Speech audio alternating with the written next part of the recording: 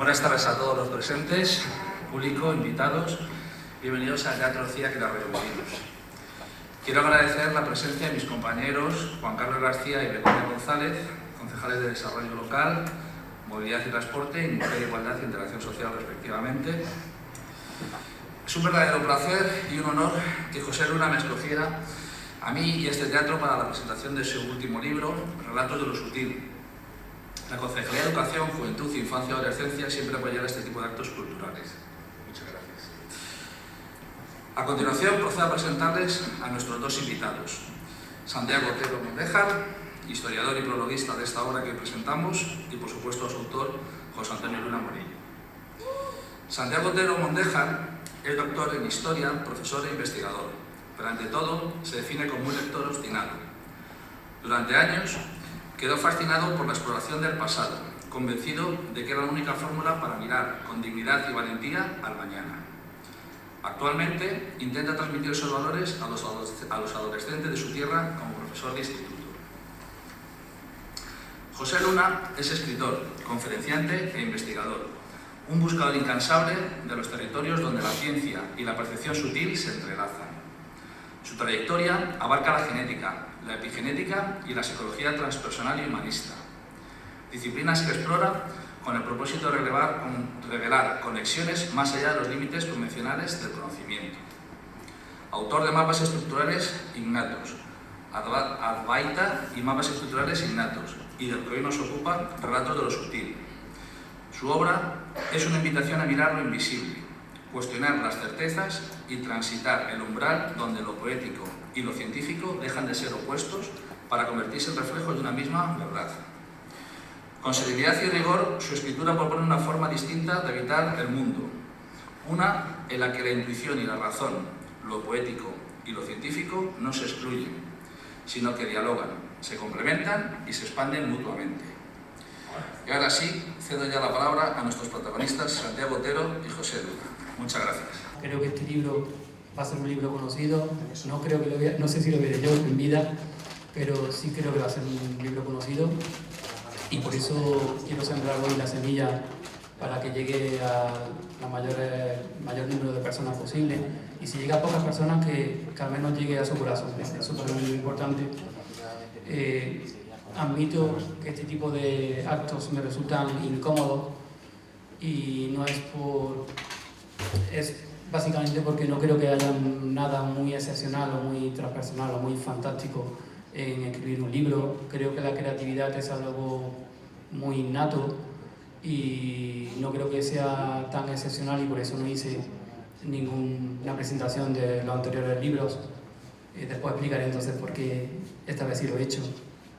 Entonces, en comparación con escribir, por ejemplo, las actividades más creativas, que como digo, creo que son bastante innatas, admiro los mamíferos. Cuando se me invita a un sitio a hablar, a algún congreso o en una consulta o en cualquier foro, y hablamos de propósito y de vocación, ahora que nos preocupa tanto cuál es nuestro propósito vital, pienso que la expresión humana es la principal cosa que un ser humano tiene que realizar en su vida, es la expresión de los mamíferos. Entonces, en relación con esa expresión de los mamíferos, pues creo que hay dos vocaciones que son mucho más importantes que el resto. La primera es la vocación relacionada con los trabajos manuales. ¿Por qué? Porque esas personas de alguna forma exponen y desgastan su cuerpo, sus cartílagos, sus tendones, sus pulmones. Mi propio padre trabajó en su vida un trabajo muy, digamos, manual, creativo pero manual, y expuso sus pulmones a disolventes, a químicos, y creo que eso, como vocación al servicio de los demás, está muy por encima de escribir. Otra cosa que considero que está muy por encima de escribir o de cualquier actividad creativa es lo relacionado con lo más mamífero, el culmen del mamífero, que es el cuidado de los demás. Sé que aquí hay personas que se dedican, que son sanitarios, mi niña madre, que es enfermera, y también profesores, maestros, personas que cuidan a los demás de alguna forma, mujeres o hombres que cuidan a sus padres mayores, sus padres enfermos, sus madres enfermas. los propios padres y madres que estáis aquí y que cuidáis de vuestros hijos, yo creo que eso es, como comento, el culmen del mamífero y el culmen del humano, mucho más que escribir un libro.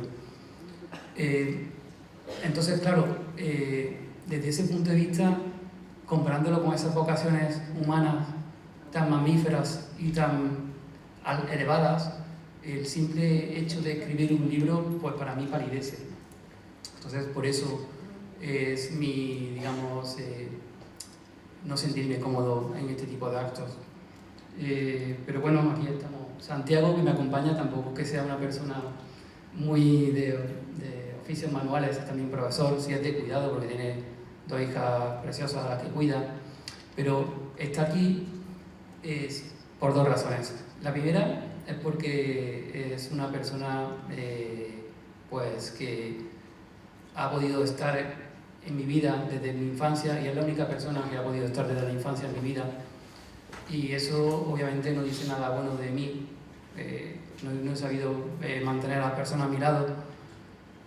Yo creo que en relación con lo cambiante que puedo ser con el tiempo, y eso está relacionado con una evolución muy rápida, y cuando hablo de evolución no hablo en términos positivos, porque considero que mi evolución en los últimos años, al menos en mi relación con la sociedad y con lo adaptado que estoy a ella, creo que estoy mucho peor adaptado.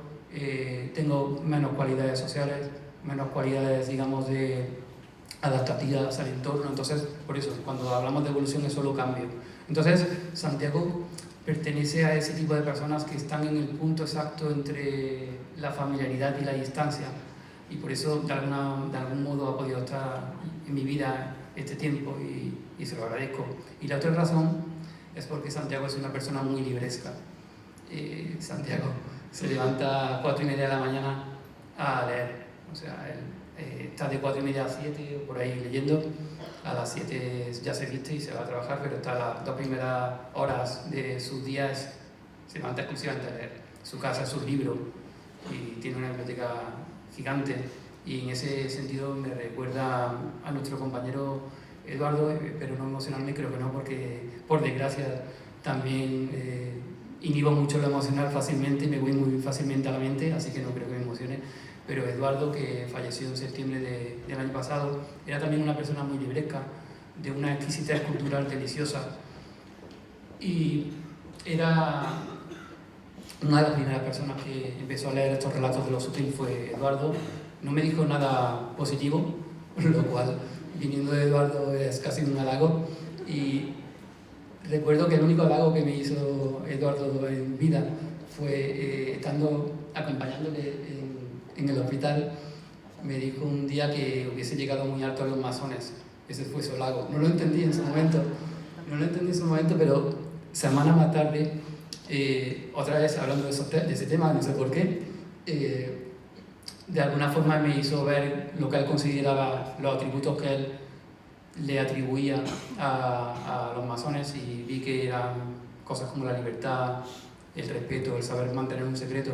Entonces, en ese momento, semanas más tarde del halago, entendí que de alguna forma me atribuía a mí ese tipo de halagos.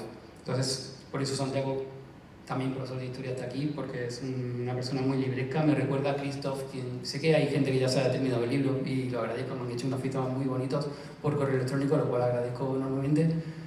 Y Santiago me recuerda un poco al personaje de Christoph, que aparece en el segundo capítulo del Confortable Sendero, cuando Jonás viaja a la India, y me recuerda a él como una oposición, porque Christoph no era nada libresco y Santiago sí que lo es.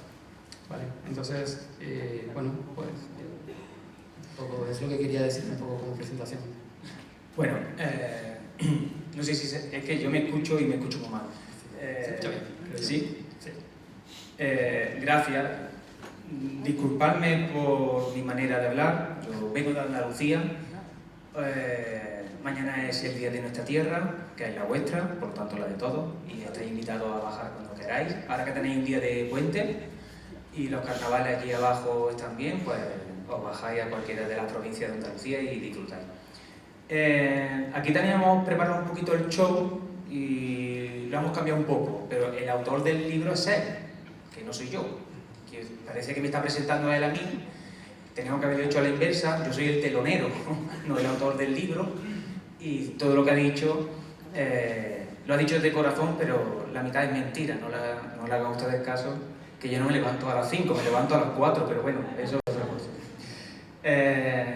A mí me hubiese tocado explicarle un poquito el formato de lo que vamos a hacer hoy, y era, José me pidió que entablásemos una conversación, así lo intentaremos.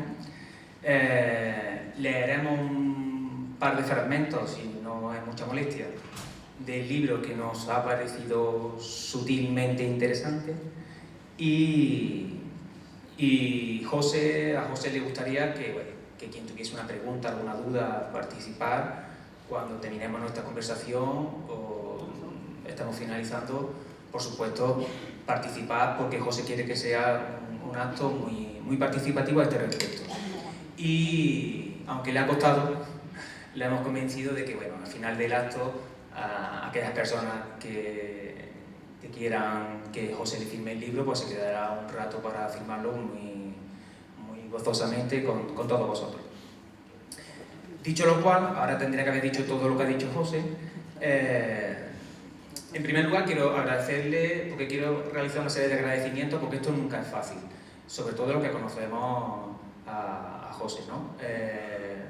Por supuesto al Ayuntamiento de Arroyo-Molino, por habernos cedido este espacio, este precioso espacio, se lo aseguro, a la editorial Salto del Reverso y, por supuesto, a mi amigo José Antonio Luna por haber contado conmigo, no solamente para la presentación, sino por haberse acordado de que leyese su primero en la elaboración del libro, que lo leyese, que le dijese mi opinión. Y correcciones también, Santiago. Correcciones también, que es la parte más editora. Él tiene un mito montado conmigo con eso de la lectura, que, en fin, aunque está basado en parte de verdad, creo que lo dimensiona hasta cuotas que no tiene ningún tipo de rigor ni veracidad. Pero bueno, le he acompañado, él creyó justo que lo prologase y creo que mi papel aquí es un poquito por eso, por el prólogo.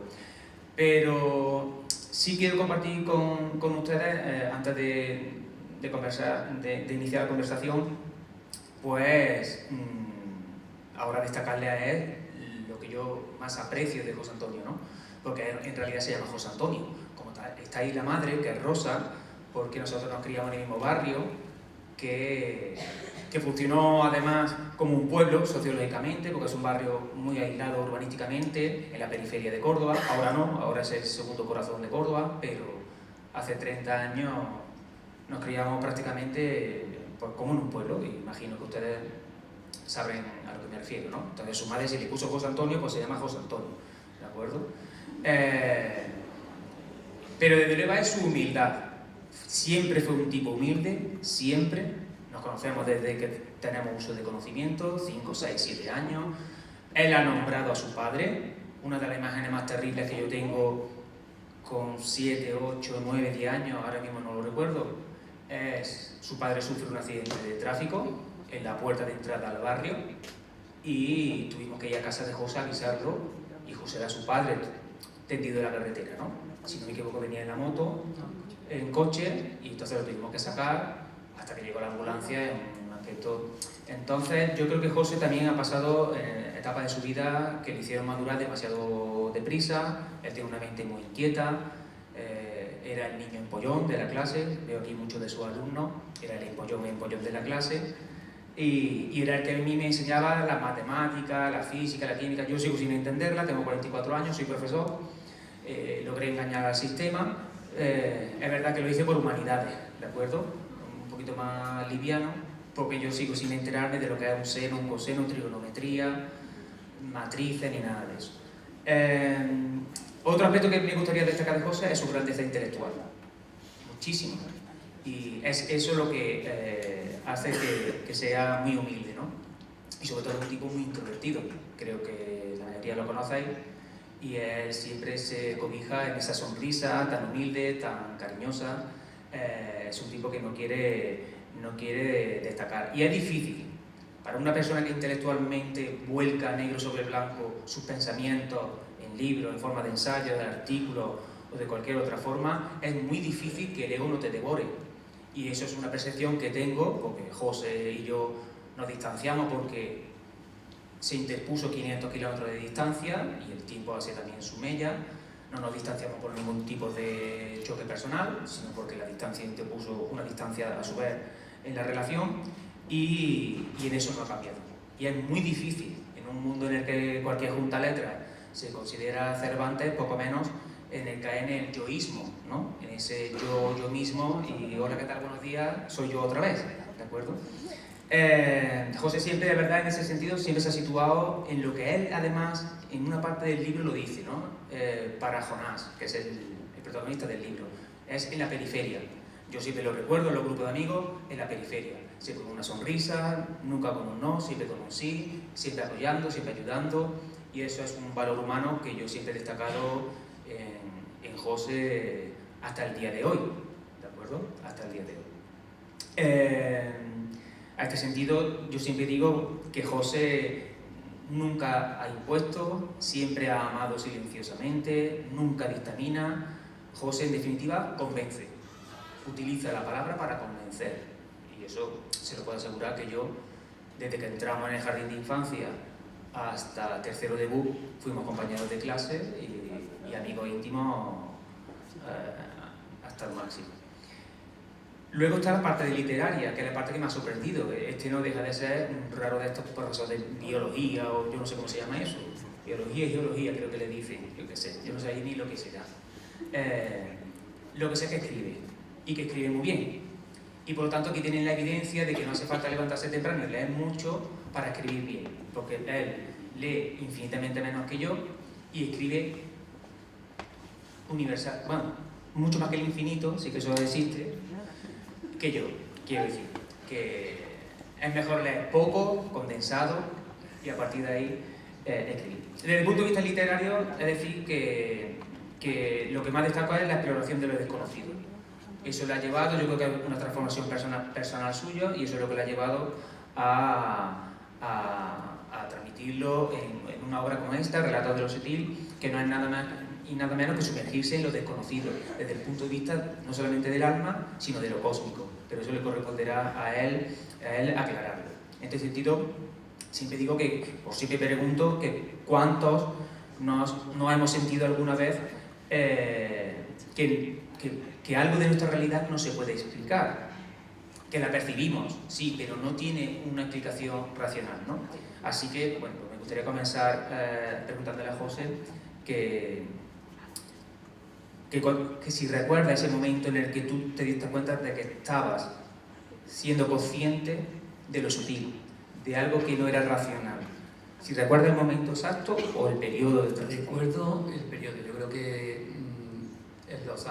del año 2018-2019 empezó a cambiar un poco todo y la escritura se convirtió de alguna forma en una manera de explorar lo sutil. De hecho, hay un texto que está relacionado con la escritura y la búsqueda y de exploración de lo sutil que podemos leer, que creo que queríamos leer, ¿no? Sí. ¿Lo puedes leer tú, Santiago, si quieres? Dice lo siguiente, para quien tenga el libro y si quiere acompañar a la lectura, es en la página 172, y dice: escribir es una epifanía que se alcanza a través del silencio y la soledad. Surge de la necesidad humana de cristalización.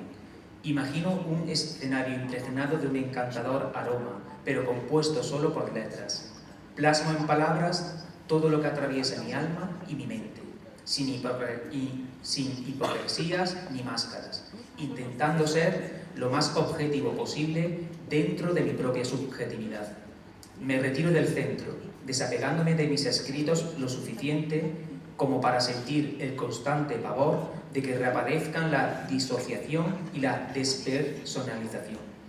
Los escritores que escriben sobre ellos mismos, exhibiendo una indiferencia absoluta hacia sus lectores, son mis preferidos.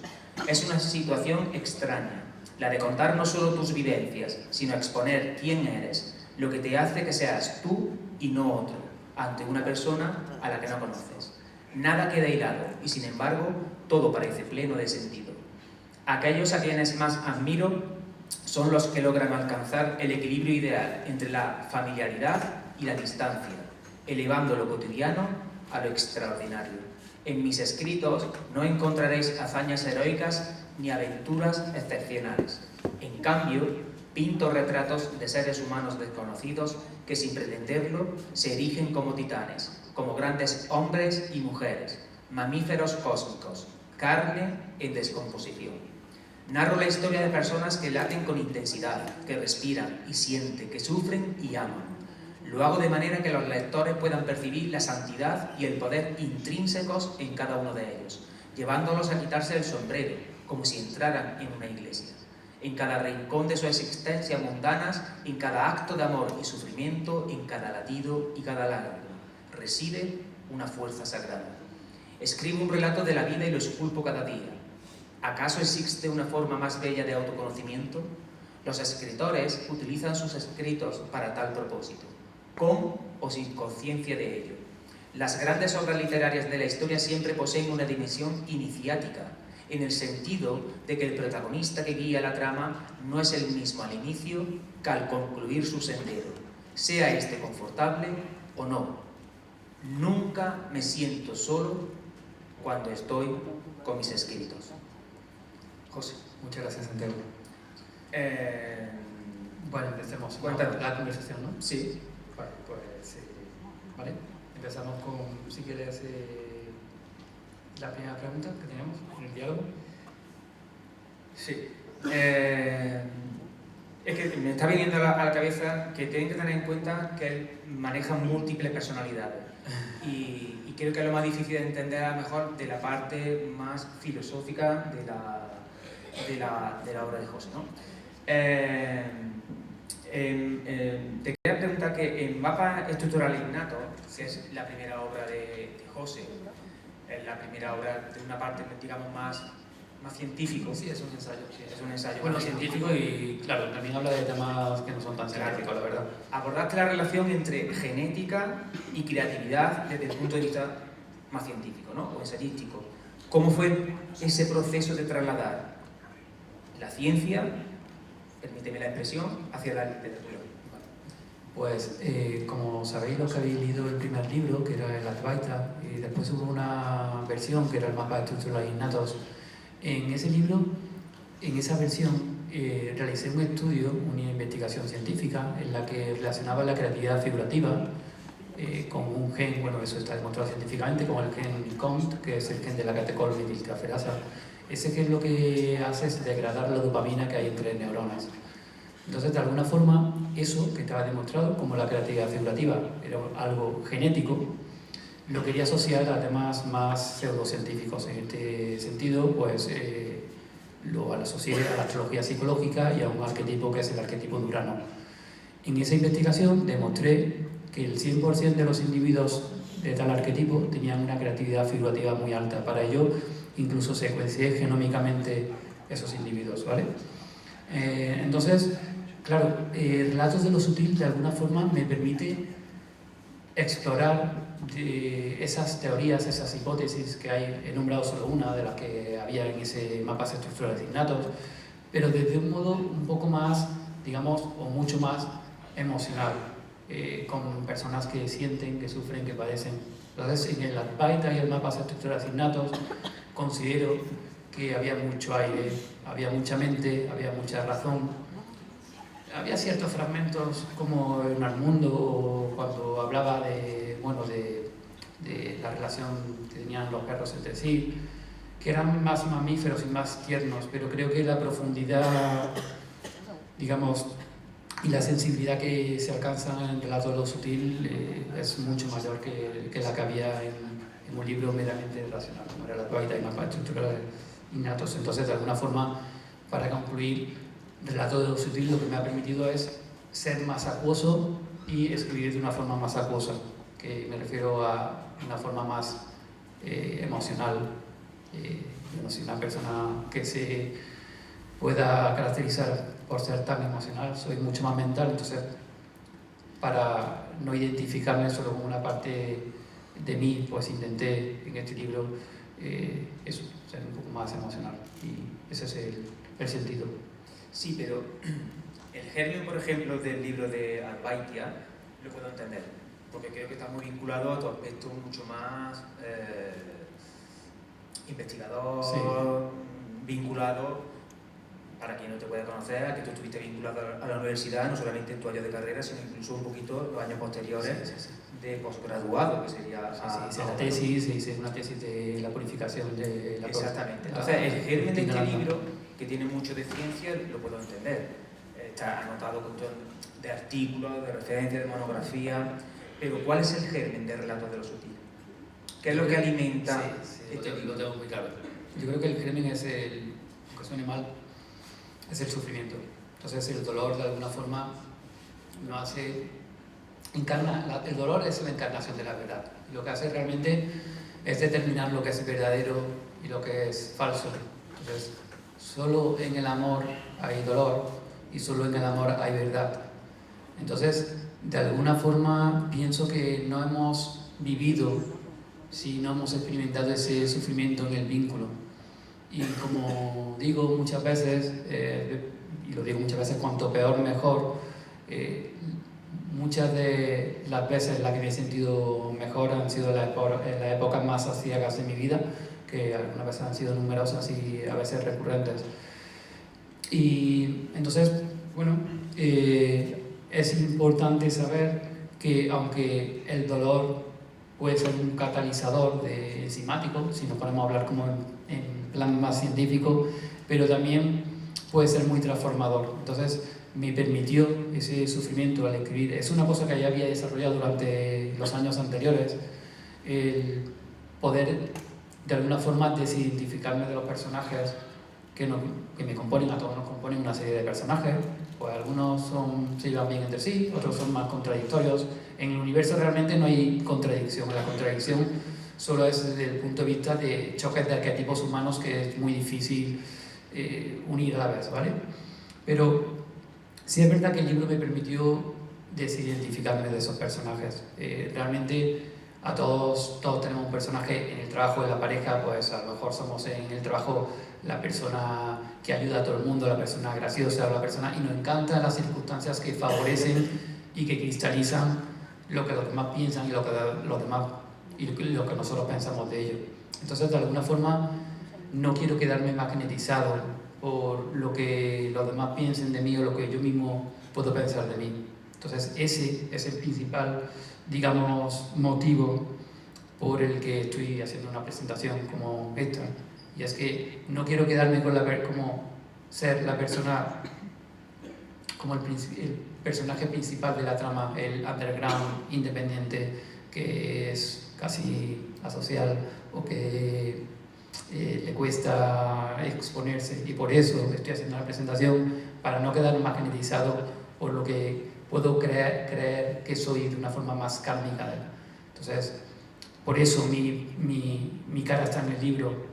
Es algo que está a miles de kilómetros de lo que yo haría de una forma innata, que me quedaría en el anonimato, escribiría con un seudónimo, no pondría mi cara en un libro, no haría una presentación, no tendría página web, no tendría ningún tipo de red social. No quiero hacer eso. Entonces, de alguna forma, os propongo dos, digamos, actividades vinculares que os pueden ayudar. Me pongo ahora un poco dogmático, no soy nadie para dar consejos, pero bueno, esto me ha servido a mí. No tengo científicamente los datos que avalen que lo que voy a decir es cierto, pero bueno, intuyo que puede ser así. El primer, digamos, ejercicio vincular que podéis hacer es cuando no sabéis qué hacer en vuestra vida. No digo cuando sabéis qué hacer y no os atrevéis, eso es distinto, sino cuando realmente no sabéis qué hacer.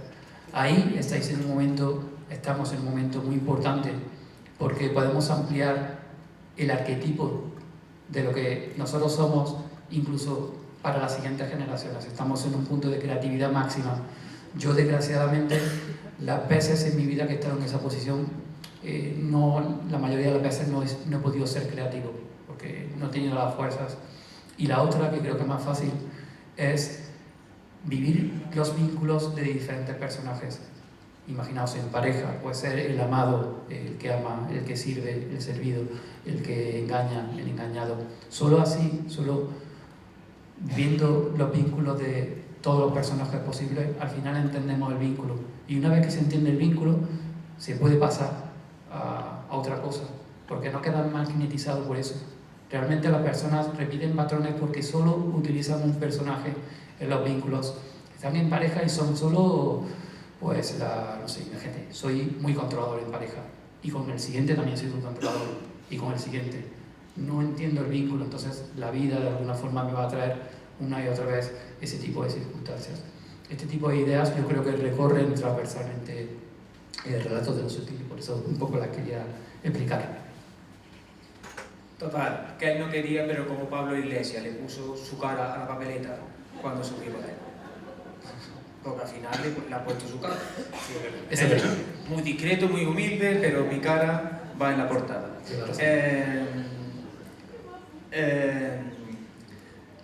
Yo entiendo, además a mí la portada me fascina.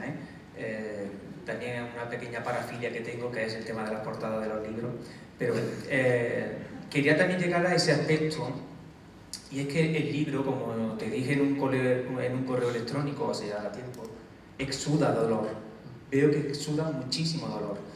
Y aquí vamos a llegar a un punto en el que él, por haberme metido donde yo no quería ni pedir, ahora tiene que hacerse frente, y es un debate donde yo veo lo que él dice que no.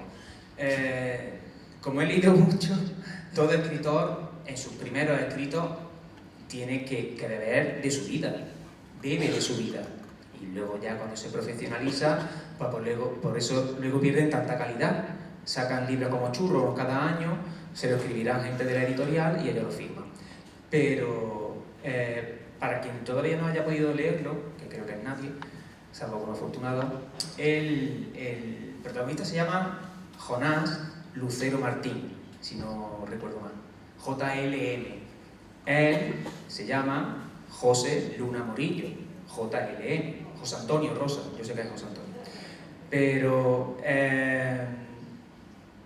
¿cuánto hay de José en Jonás?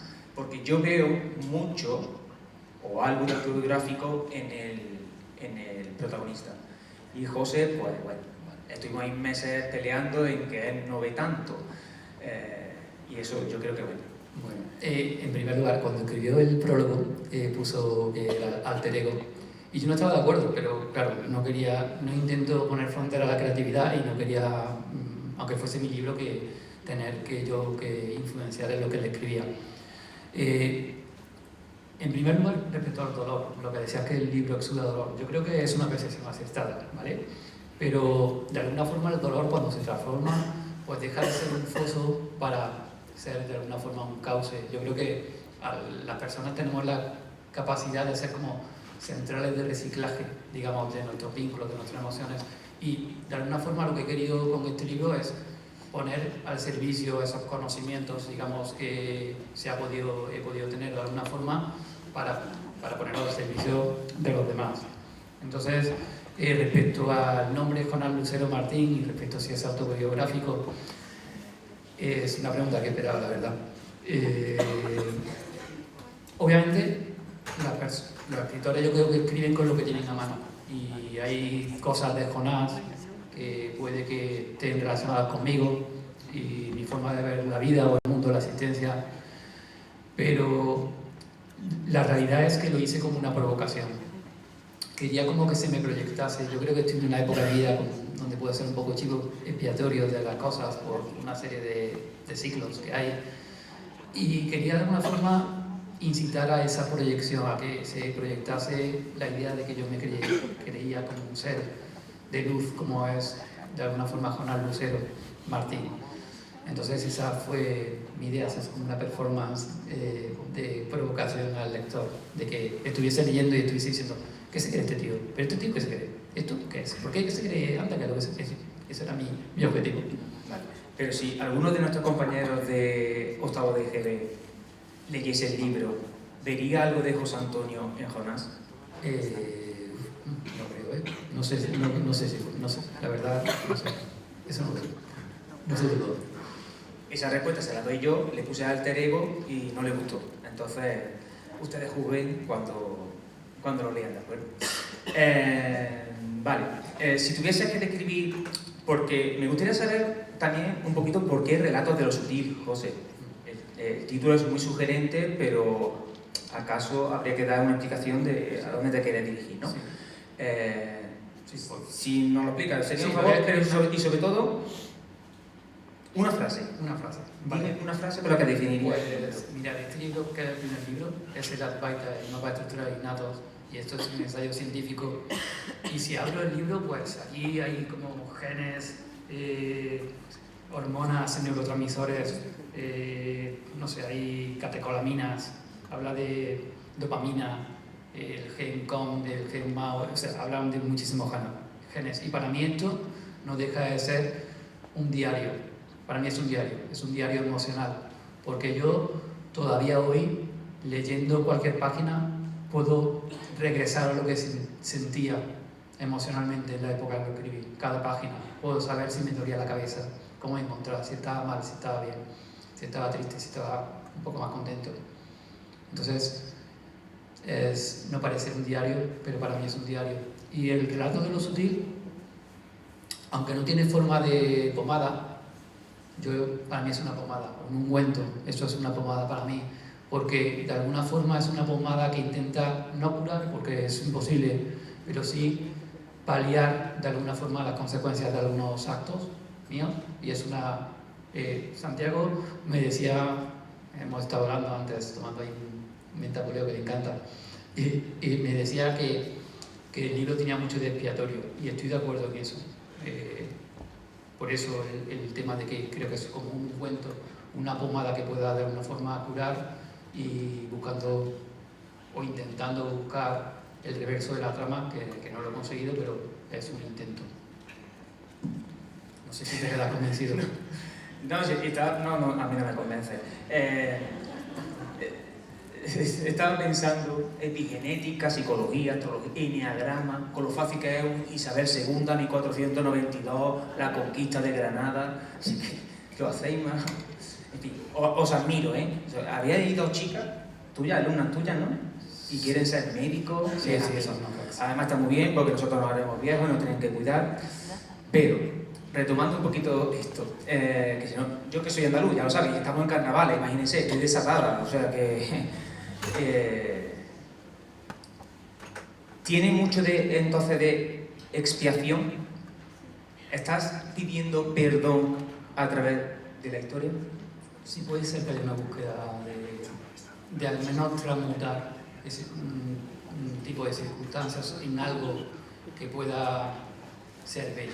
Eso es como transmutar el dolor en belleza. Yo creo que esa es la búsqueda del libro. Pero lo mismo que te conozco, no te veo capaz de haber tenido actos en tu vida tan graves, entre comillas.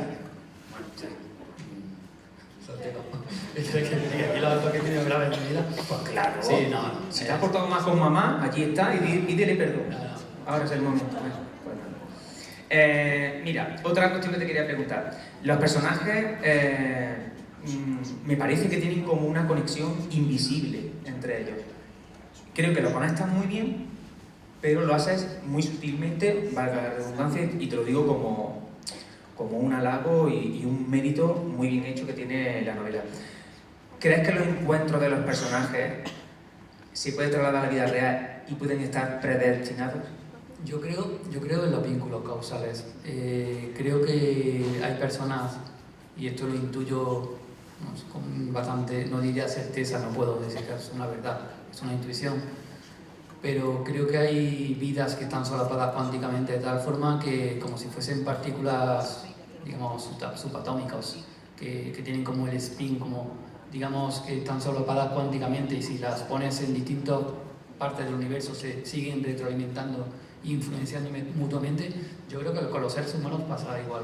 Hay relaciones cuánticas de solapamiento, y lo que he tratado con el libro es, de alguna forma, mediante una estructura líquida de los personajes, solaparlos cuánticamente. Aquí me gustaría decir que no creo que todo sea causalidades y sincronicidades como creen las vertientes más New Age de la espiritualidad. En última, y ahora voy a ser contradictorio, como siempre soy contradictorio, lo siento, profundamente creo que todo es causal y sincrónico, pero a un nivel humano que podamos entender, no. A nivel humano y a nivel terrestre, creo que existe la simple mala suerte y que puede que al universo le importe poco que un meteorito caiga y la especie humana desaparezca. En ese sentido, más que las causalidades y las sincronicidades tan de moda, digamos, con la New Age, diría que más que eso creo que hay algo más espiritual, que es la insignificancia, el saber que tu vida es una más, que no hay un destino ni un propósito divino para cada uno de nosotros, como personas aisladas, como especie mamífera, sí, considero que sí, pero no de la otra forma. Vale, no sé si te he contestado a su pregunta. Sí. Otro aspecto que también quisiera destacar es que, y te lo dije también y lo digo muy sinceramente, que tu prosa es muy poética, pero también está muy imbuida filosóficamente. ¿Cuál ha sido tu fuente de inspiración? Bueno, tengo que decir que no soy tan libresco como tú. De hecho, cuando escribo este libro he tardado casi 3 años y cuando escribo nunca leo nada. No sé si es una manía mía, que puedo ser más manioso en ese aspecto, pero no sé, pienso que me puedo contaminar de otra forma de escribir, no sé, y nunca leo. O sea, en los últimos 3 años no he leído nada, ¿vale? Pero si hablamos de autores que me gustan, pues Hermann Hesse, pues creo que ha escrito todo lo que a mí me hubiese gustado escribir, y también leo mucha filosofía, leo mucho a Nietzsche, leo también mucho a Byung-Chul Han. De hecho, con Byung-Chul Han me magnetiza mucho el hecho de leerlo, y ya veis lo contradictorio que soy, porque acabo de decir que no es bueno magnetizarse por tu personaje, y yo mismo me magnetizo porque leo Byung-Chul Han y veo que dice lo que yo pienso, entonces me reafirma, me cristaliza lo que yo creo ser. Entonces es lo que leo. Y después tengo mucha influencia, creo, de la pintura. Por ejemplo, Georgia O'Keeffe y Munch son mis pintores más de referencia, y cuando escribo sí que me influye mucho en mi estado de ánimo en la escritura. Bueno, espero que tus alumnos no hayan escuchado eso de estar 3 años sin leer, porque en Andalucía desarrollamos un plan de lectura en los centros, que no sé si lo tenéis en la Comunidad de Madrid. Nos obligan a leer todos los días media hora con los niños, y estoy diciendo que 3 años sin leer. Anda, toma. Bueno, aunque sea futbolísimo, Ana Cadabra, lo que sea, chavales, hay que leer, ¿de acuerdo? La historia interminable, lo que sea. En audiolibro, papá, mamá, siéntate, léeme lo que a mí me cuesta un poquito, para audiolibro, pero lo que sea, Joselillo. Mira, aunque no lo parece, porque parece un pesimista que madre mía, echa para allá. Soy realista, no soy pesimista. Era un tipo optimista y que siempre intenta, por eso yo creo, porque seguramente no lo saben, él se dedicaba a la empresa privada hace muchísimos años, en un puesto absolutamente muy destacado y muy bien remunerado, con un coste personal seguramente muy alto. Además gestionaba cuestiones fuera de España, en el extranjero, y por eso creo que era un tipo optimista, porque trabajar con la chavalería no es fácil, no es fácil. Tiene su gratitud con los años, cuando te lo cruzas luego cuando tengan 25 por la calle y te miran, y yo creo que ese es el premio que tenemos nosotros los docentes, ¿no? Pero desde el punto de vista tuyo, personal, del libro, editorial, ¿cómo vives la publicación de este libro? ¿Eres optimista? Vale. ¿Crees que te va a dar un paso más que el Albaitia? Vale. Considero que no soy optimista, considero que soy, digamos, tengo esperanza, ¿vale? El optimismo, para mí, no tiene narración, porque el optimismo ya se sabe lo que va a pasar al final. Ya se hace el resultado, y el resultado es que algo va a ser exitoso. Sin embargo, la esperanza sí hay una narración, porque la esperanza no buscas un resultado. En la esperanza lo que conlleva es que lo que haces, escribir en este caso, los proyectos que he hecho fuera del mundo, digamos, más docente, tienen sentido. Entonces, en la esperanza hay sentido. En el optimismo solo hay un resultado exitoso al final. Entonces, creo que tanto el optimismo como el multitasking es el ancla del pasado, o digamos el eco del presente, y creo que la vanguardia del futuro es la contemplación y la esperanza. Solo de ahí puede salir la creatividad. La esperanza para mí es como el tigre que está agazapado, esperando el momento exacto para lanzarse, o el estar alerta para lo que no ha nacido pero que está por nacer. Eso es para mí la esperanza. Entonces, ahora hay mucha psicología, yo estoy estudiando psicología, y hay mucha psicología relacionada con la positividad. En este sentido, yo creo que el sufrimiento que dejan al lado pues es un error, porque mirad, del sufrimiento pueden salir cosas creativas, puede salir lo nuevo. Entonces, por eso yo soy más partidario de terapias como una terapia de tercera generación, como la terapia de aceptación y compromiso, más que con esta, digamos, psicología de coach, de esto de Mr. Wonderful y todo eso, más positivo. Bueno, breve, pero ¿crees que nuestras vidas están determinadas por el cosmos? Que creo que es una idea que son fundamentales, pilares fundamentales en ambos libros. Sí, esto tengo aquí como una serie de ideas que recorren transversalmente el libro, que voy a un poco a explicar brevemente. No se ven, creo, tan fácilmente todo lo que voy a decir en el libro, pero ya he recibido correos. Ayer, por ejemplo, por la noche he recibido un correo de una compañera que había entendido perfectamente el libro, y hay una serie de ideas que lo recorren de modo transversal que voy a relatar en relación con lo que decía Santiago. En primer lugar, la percepción de lo invisible. Lo sutil es aquello que no se ve pero se siente. La obra de alguna forma transita entre lo tangible y lo inasible, explorando cómo el mundo está lleno de realidades paralelas que solo percibimos cuando nos detenemos a mirar de otro modo. El segundo punto es el lenguaje como portal. La palabra no solo se describe, sino que crea mundos. En estos relatos el lenguaje es un instrumento de revelación, una puerta a dimensiones de la conciencia que no se pueden abordar de manera racional, sino desde la intuición y la sensibilidad, justamente lo que a mí me falta. El tiempo como fenómeno elástico, este se ve creo que más fácilmente. El tiempo no es lineal, sino que se pliega y se despliega en espirales y repeticiones. En los relatos veréis que hay momentos donde lo pasado y lo futuro se encuentran, donde una decisión abre caminos que ya estaban descritos en otra dimensión. La memoria como un espejo distorsionado, como sabéis y lo habréis vivido en vuestra vida, la memoria no es un archivo fijo, sino un reflejo que cambia con cada mirada. ¿Cuánto de lo que recordamos es real y cuánto es una reinterpretación? Este punto es como mi preferido, que es la belleza de lo efímero. Lo más valioso para mí no es lo que permanece, sino lo que se disuelve y se deja de sentir en su ausencia. La obra recoge la idea de que lo esencial no siempre necesita ser sostenido, sino solo experimentado. La conexión entre lo humano y lo cósmico que decía Santiago. Cada historia es un reflejo de cómo lo más pequeño y cotidiano se entrelaza con lo infinito. El séptimo punto es que lo que llamamos intuición puede ser la memoria de otra versión de nosotros mismos.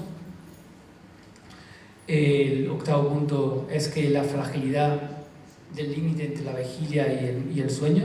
Los relatos juegan con la idea de que la frontera entre ambos es tan tenue que a veces no sabemos en qué lado estamos. Eso ocurre en la vida y ocurre también en los relatos. Y por último, la identidad como algo mutable. Empezamos hablando de que debemos ser mutables en relación con no identificarnos con nuestros personajes principales por más que nos gusten. Y entonces, claro, no somos seres fijos, sino conciencias en transformación.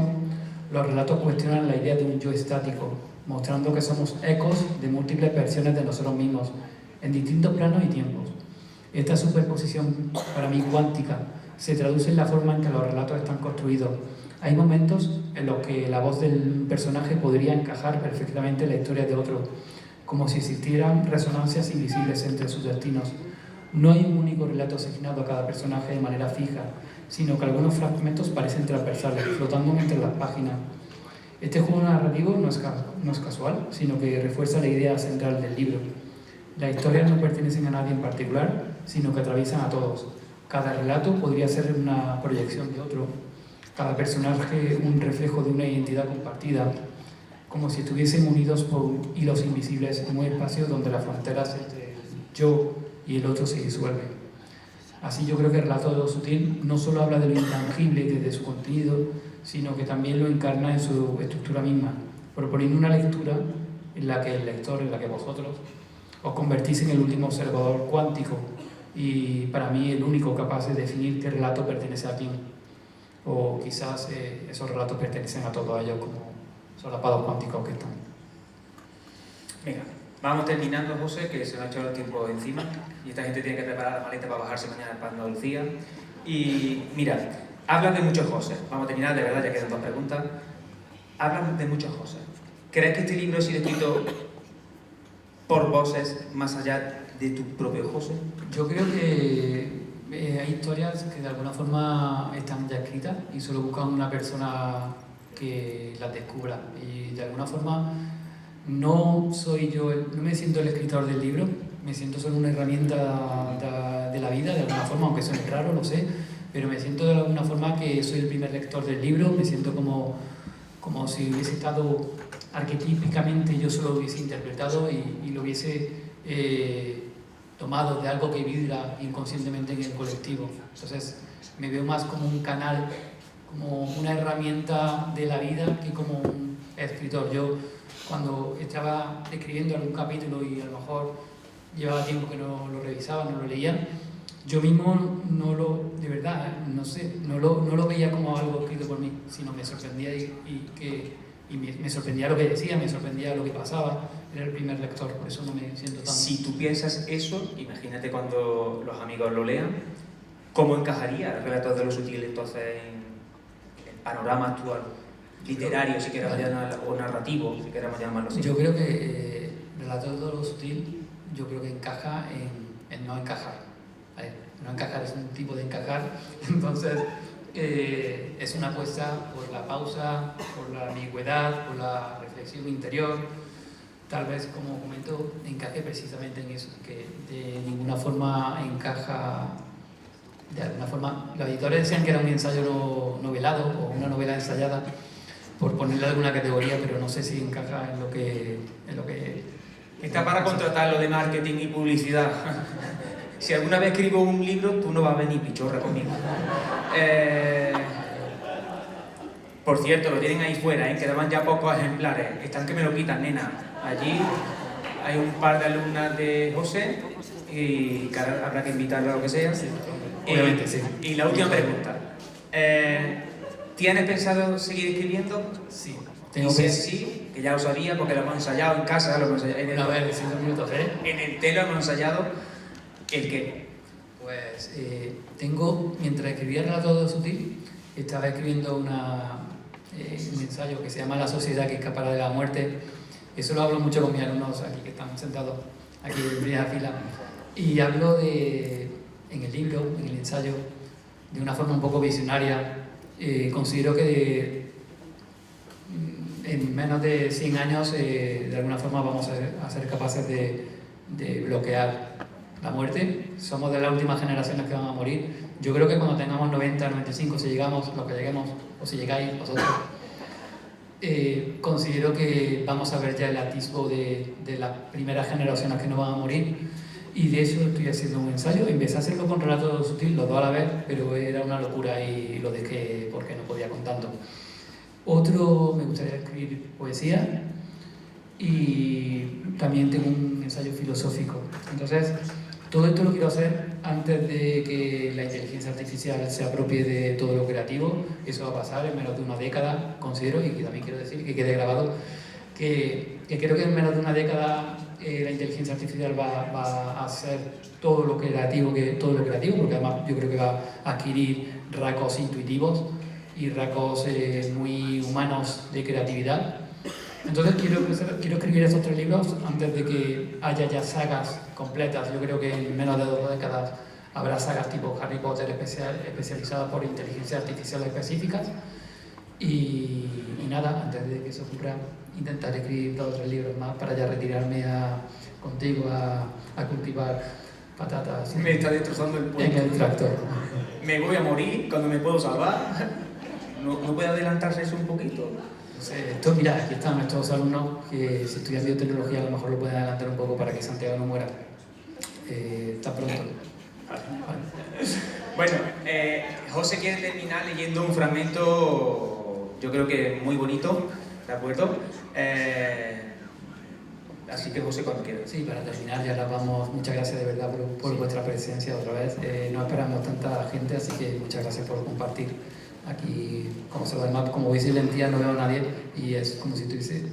Vengo de la tierra del venimos, que somos cordobeses, de la tierra del estoicismo, son estoicos aguantando. Sí, es verdad, son muy estoicos. Sí, yo me considero bastante estoico. Bueno, voy a leer ese párrafo, esa hoja. De esta manera acepté que no había nada más que invierno en él. El frío y desabrido invierno.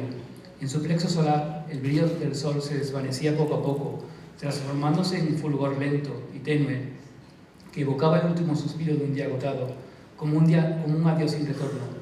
La luz invernal y mortecina se convertía en un bálsamo, un refugio para su espíritu, ya que la languidez del invierno se sintonizaba con su propia melancolía. Desde luego, del gélido invierno no cabe esperar ni un átomo de fogosidad, ni un ápice de exuberancia. Su alma, exhausta, se alineaba con la cadencia taciturna y lánguida de la luz moribunda. Era como si en su marchitamiento encontrara un retorno de su propia decadencia, una resonancia, una comunión silente que les reconfortaba. La saturación de entusiasmo que emanaba de aquella tenue luminiscencia resultaba casi paradójica, pues a pesar de su opacidad lograba conectarse con su alma de igual a igual y le causaba un extraño consuelo. Como él mismo fue, las flores de invierno no son otra cosa que ensoñaciones y engaños. No obstante, existen numerosas especies que en su insignia osadía eligen florecer en la estación invernal, desafiando con esto la persistente y gélida embestida del frío. Son todas ellas, sin excepción, flores que parecen dotadas de un anhelo trascendental, una búsqueda metafísica que las impulsa a desafiar la adversidad invernal. El invierno no engendra más que formas sensibles, delicadas, tiernas y frágiles. Se erigen como un llamado sosegado a la esperanza en medio de la desolación. Son un reflejo del imperecedero, del mismo Dios que se deleita al observarlas en el transcurrir de las estaciones, sabiendo que incluso en la más profunda oscuridad su divino jardín florecerá por siempre. El verano, en su esplendor, lo atormentaba sin piedad, recordándole de forma incesante su escasa fogosidad, su total incapacidad para disfrutar de la vida de la manera común y su apatía. Cada día soleado era una daga afilada que le hería y le recordaba su propia impotencia ante el inexorable fluir de la vida. Bajo su implacable resplandor, su cuerpo se marchitaba, mientras su espíritu se hundía en el abismo de una conciencia cada vez más dolorosa. Era en la omnímoda luz estival, donde su ansia de invierno se tornaba un lamento nostálgico, un intenso anhelo por la oscuridad y el reposo que solo el invierno, que fue la única melodía de su vida, podía ofrecerle. Muchas gracias.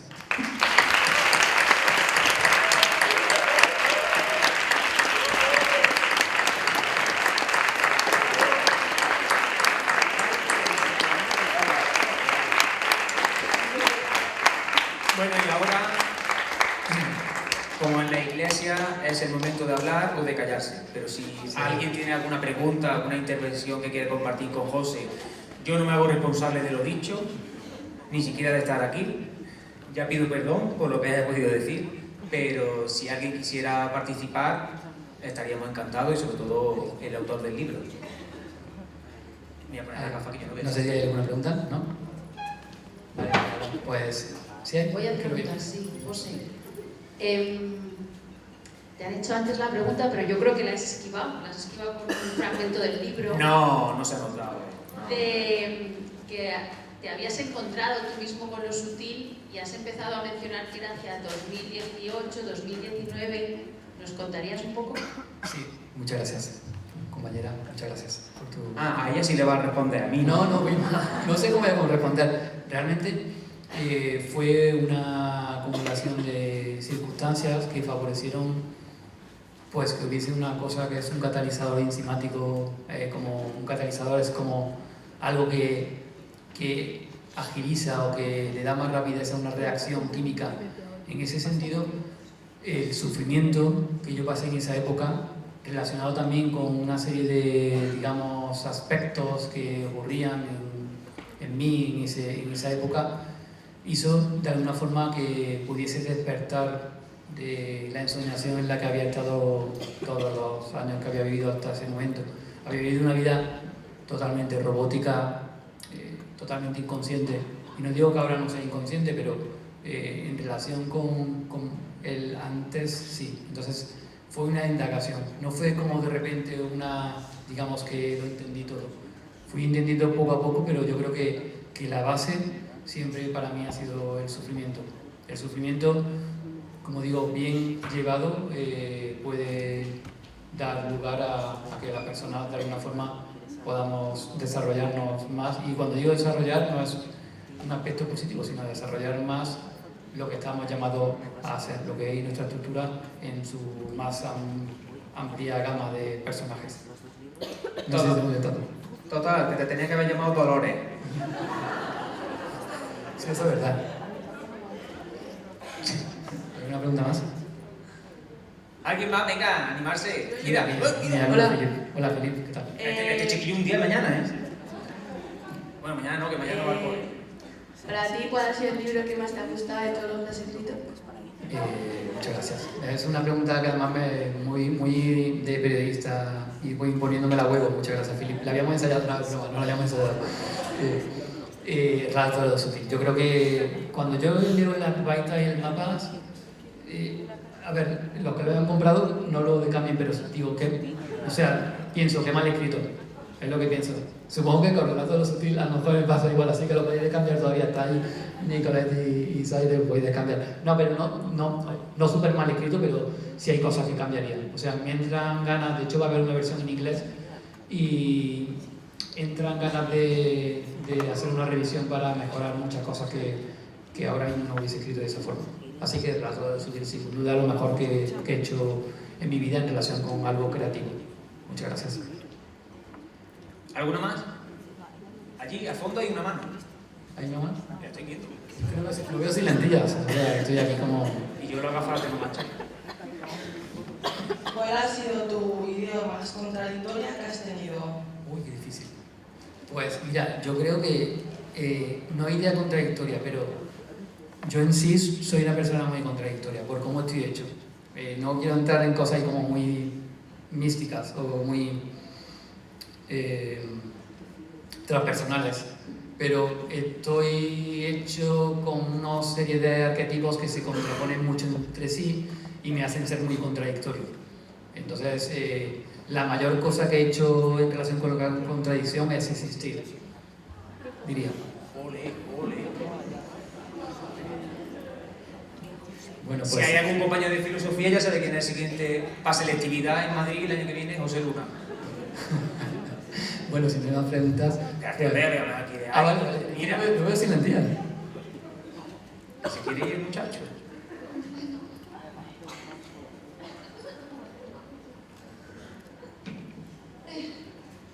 José, bueno, no es tanto preguntar, sino es que veo la obra muy bonita y muy compleja.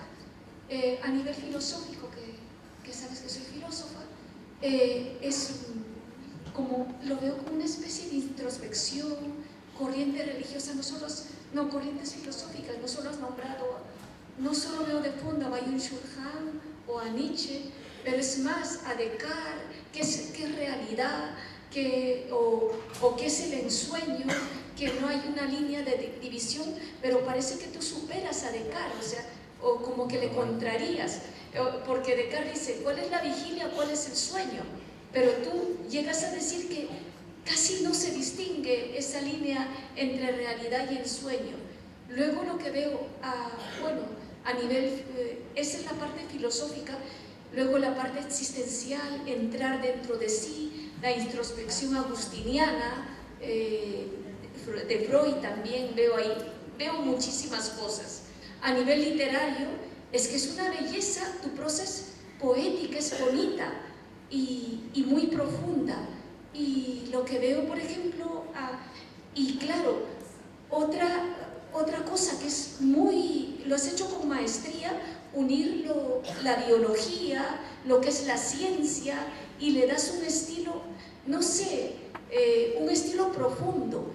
Y claro, al final también a nivel religioso llegas a Dios, como que observa, está un fondo también trascendencia, la pregunta por el sufrimiento, por el mal a nivel personal, si ese dolor es transformador en todo ser humano o no, ¿no? Bueno, yo personalmente diría que es transformador en quien lo sabe vivir, como veo que has sido tú, pero recuerdo también cuando era niña, mi padre era abogado vigente en la cárcel, y parece que cuando se lleva mal también el sufrimiento es otra forma de enfocarlo, ¿no? Pero sí, veo un fondo como, ¿qué se puede decir? Una transformación, como el mismo paso de Cristo de la muerte a la resurrección. Y es que lo veo tan complejo, por eso es tan sutil, que tiene todo y nada, que no me queda más que felicitarte. Bueno, pues, muchísimas gracias, la verdad. Muchas gracias por tu palabra.